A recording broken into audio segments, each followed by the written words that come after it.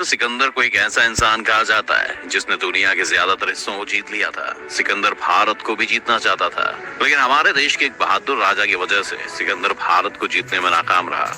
कौन था ये राजा और कैसे इसने सिकंदर के इरादों को नाकाम किया, चलिए देखते हैं। सबसे पहले हम ये जानते हैं कि सिकंदर कौन था। सिकंदर यूनान का निवासी था और उसका जन्म 356 ईसा पूर्व को पेल में हुआ था।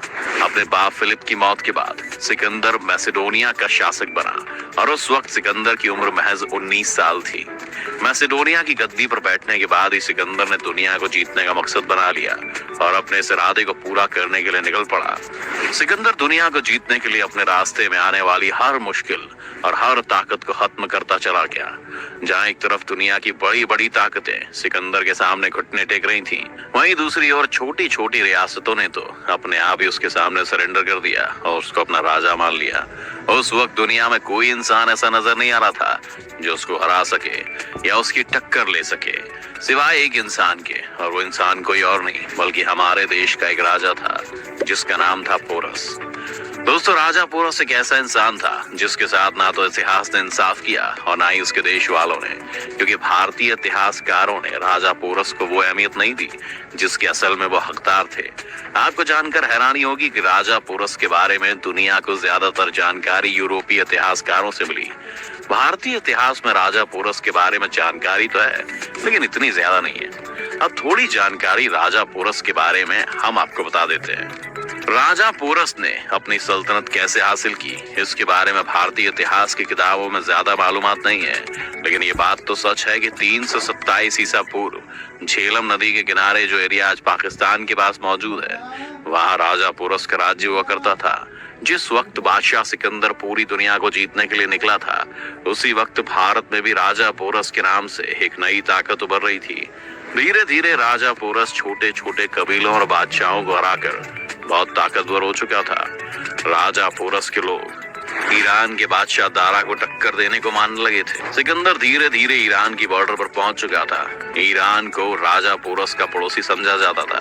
आपको बताते चलें कि ईरान की सल्तनत उस वक्त इतनी ताकतवर थी कि उसको सिकंदर के बाद दुनिया पर हुकूमत करने वाला दूसरा इंसान माना जाता था।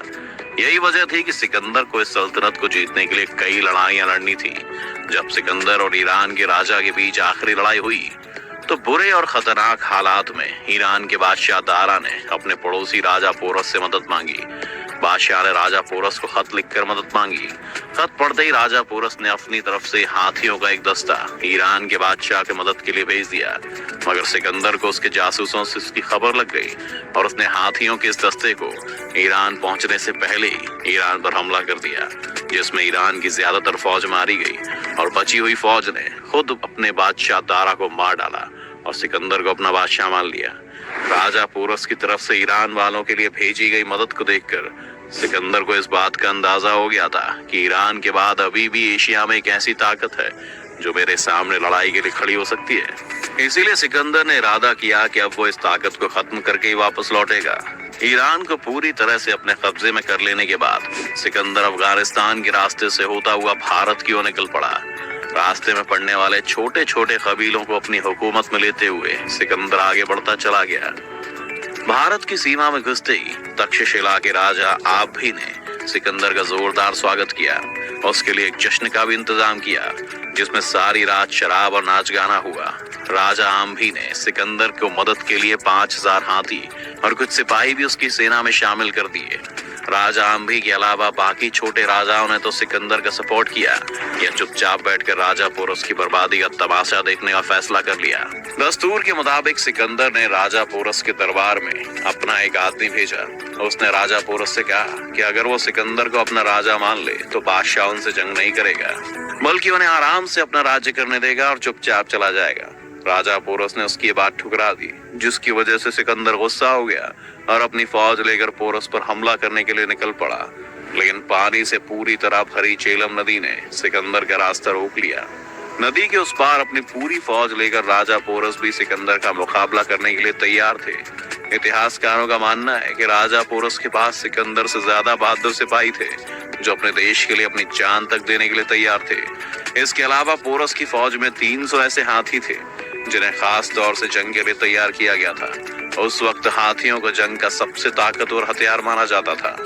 आखिरकार अपनी होशियारी और सूझबूझ से एक रात सिकंदर झेलम नदी को पार करने में कामयाब रहा।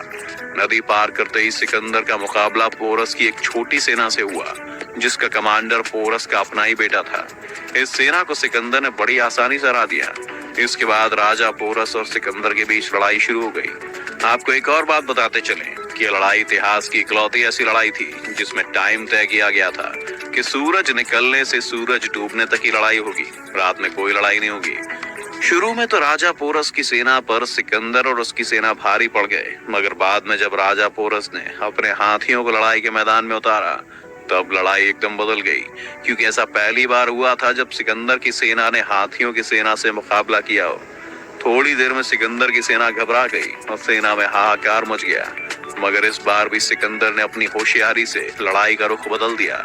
उसने अपने सैनिकों को ऑर्डर दिया कि हाथियों की आंख पर निशाना लगाए और अपने कुछ सैनिकों को चलती हुई मशालें देकर हाथियों के करीब भेज दिया, जिससे हाथी पागल हो गए और खुद अपने ही सैनिकों को मारने लगे। कहा जाता है कि पोरस के हाथियों ने उसकी सेना को इतना नुकसान पहुंचाया जितना सिकंदर की फौज भी ना पहुंचा सकी। बहुत ज्यादा बारिश हो जाने की वजह से मैदान में कीचड़ हो गया, जिससे राजा पोरस के रथ के पहिए कीचड़ में फंस गए, मगर राजा पोरस ने हिम्मत नहीं हारी और मुकाबला करते रहे। ये लड़ाई करीब 8 घंटे चली। लड़ाई में सैनिकों से लेकर राजा पोरस और सिकंदर पूरी तरह घायल हो गए। सिकंदर की ओर से जंग बंद करने की अपील की गई, लेकिन राजा पोरस ने अपील ठुकरा दी।